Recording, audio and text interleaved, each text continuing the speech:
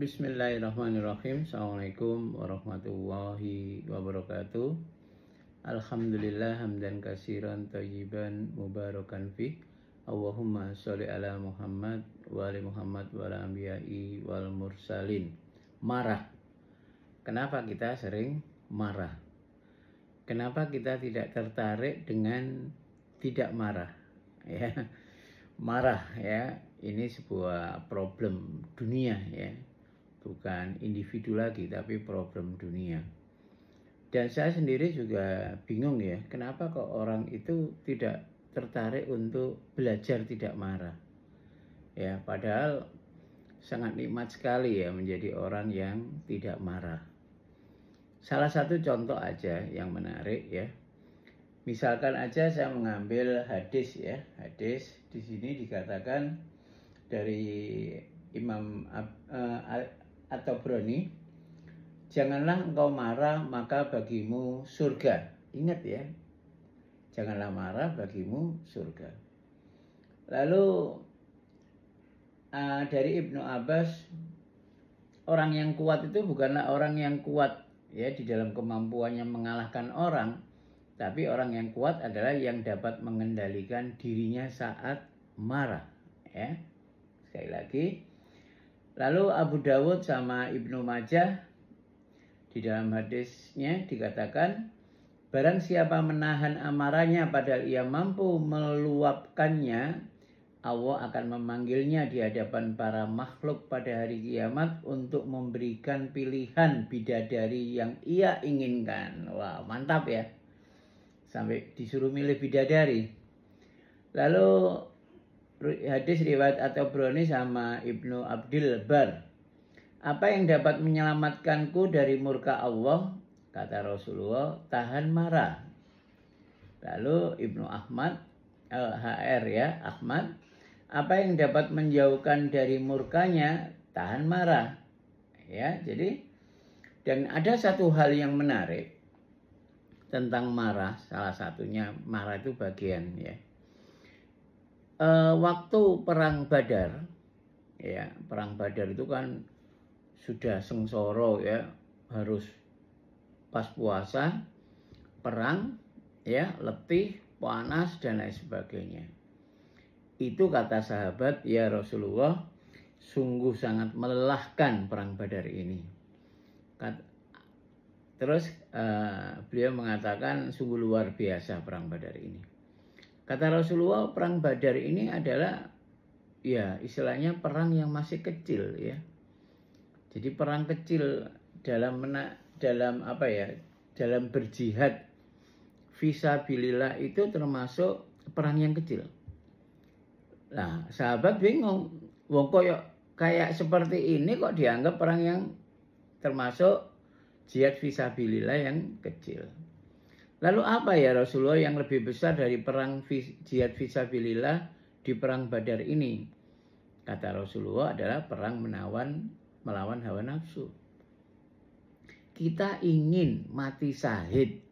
Kita ingin ya sampai mau ke negara yang memang ada konflik perang. Ya, anggap aja ada antara Islam dengan non-Islam. Kita sampai kepingin ke sana. Agar apa? Mati jihad fisabilillah.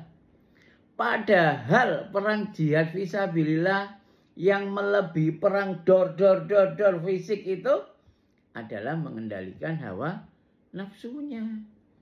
Salah satu hal yang menahan hawa nafsunya, mengalahkan hawa nafsunya itu adalah marah. Ya. Sebenarnya enak sebenarnya ya. Kenapa kita harus ribut?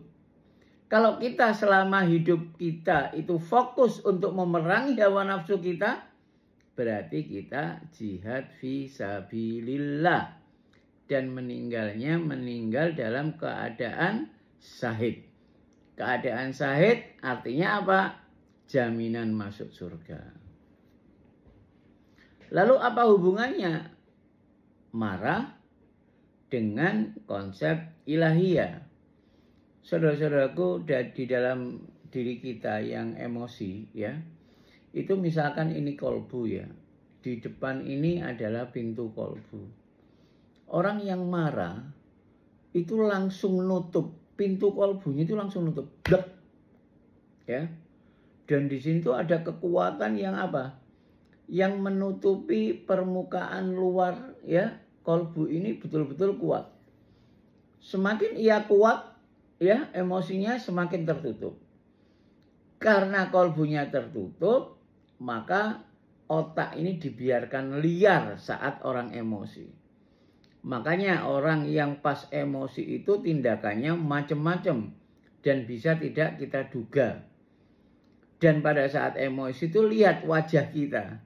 Kira-kira ganteng nggak ya? Cantik nggak ya? Ya, nggak karu-karuan. Orang waktu emosi itu nggak karu-karuan. Dan bisa apa? Menghancurkan dirinya di saat itu juga. Karena apa? Saking tidak diarahkan oleh kolbu. Kolbunya tertutup dengan emosinya.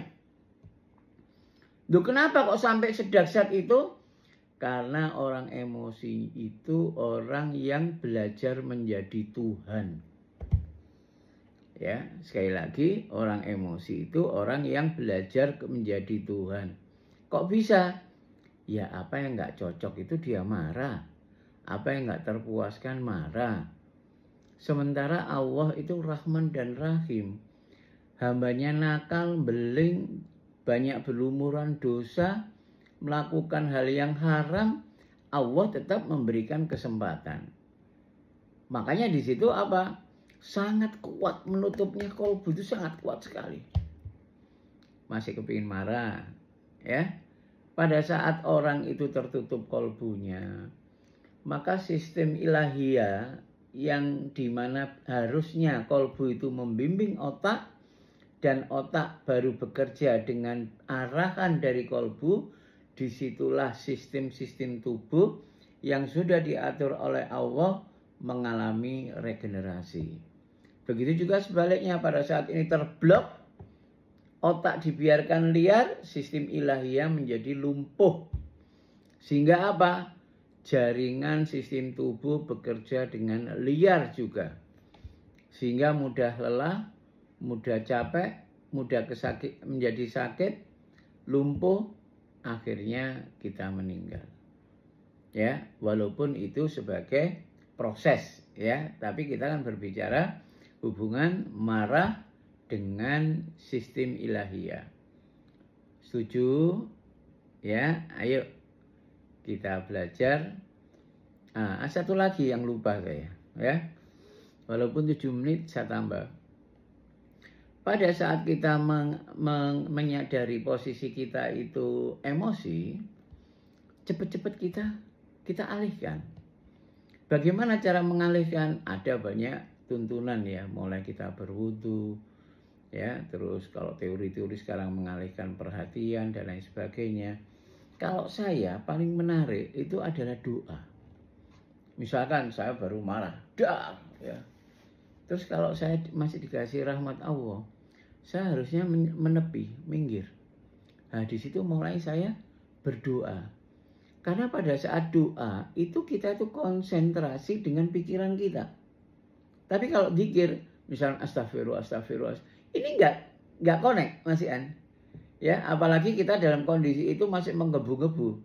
Tapi pada saat kita berdoa, ya, mulai memuji Allah, bersolawat, terus istighfar. Lalu kita coba, ya Allah, ya.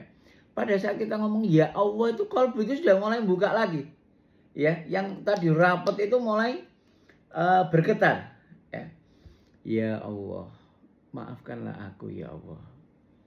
Begitu hilafnya diriku ya Allah, saat Engkau tidak memberikan rahmat kepadaku ya Allah. Ya Allah, aku takut ya Allah. Jika hidupku ini tanpa rahmat dan ridho-Mu ya Allah. Aku takut ya Allah. Bukannya aku marah ini menjadi sesuatu yang membanggakan buat diriku ya Allah. Bukannya emosi ini membuat aku menjadi senang ya Allah. Aku justru menjadi sedih ya Allah. Karena aku tidak bisa menunjukkan kelembutan yang ada bagian dari diri-Mu ya Allah. Ya Allah, maafkanlah aku ya Allah. Jika marahku ini memang dari watakku, dari karakterku, dari kebodohanku ya Allah. Ya Allah, bimbinglah aku ya Allah. Aku ingin ya Allah menjadi orang yang memang betul-betul bermanfaat. Ya, berkah buat orang-orang yang ada di sekitarku ya Allah. Ya Allah, tanpa rahmat-Mu ya Allah, aku tidak akan mampu ya Allah untuk menahan marah, untuk melakukan perkataan-perkataan yang lembut ya Allah. Ya Allah, berikanlah aku rahmat-Mu ya Allah, karena aku memang menyayangi orang-orang itu ya Allah. Dan jadikanlah kami ya Allah saling berkasih sayang atas dasar iman kepadamu ya Allah. Ya Allah, lembutkanlah aku ya Allah, bersihkanlah kalbuku ya Allah. Ya Allah, aku sangat berharap ya Allah. Allah, ya Allah, ya Allah. Ya Allah, berikanlah kesabaran kepadaku ya Allah. Berikanlah ya Allah rahmat berupa hikmah kepadaku ya Allah. Apalah di situ. Ya, pada saat kita itu doa di situ mengulas, apalagi ditambah lagi ya Allah, aku memaafkan semua kekhilafan si fulan itu, maka maafkanlah ia ya Allah. Ya Allah, dekatkanlah kami atas dasar iman ya Allah. Ya Allah, aku mencintai saudara-saudaraku ya Allah. Misalkan ke istri, aku mencintai istriku ya Allah. Jadikanlah kami ya Allah memiliki rumah tangga yang mawaddah warahmah atas dasar iman kepadamu ya Allah. Ya Allah, kasihanilah istriku ya Allah. Maafkanlah aku ya Allah jika apa yang aku katakan itu menyakitkan istriku ya Allah. Ya Allah, jangan jadikan aku menjadi suaminya itu justru menjadi sakit hatinya ya Allah.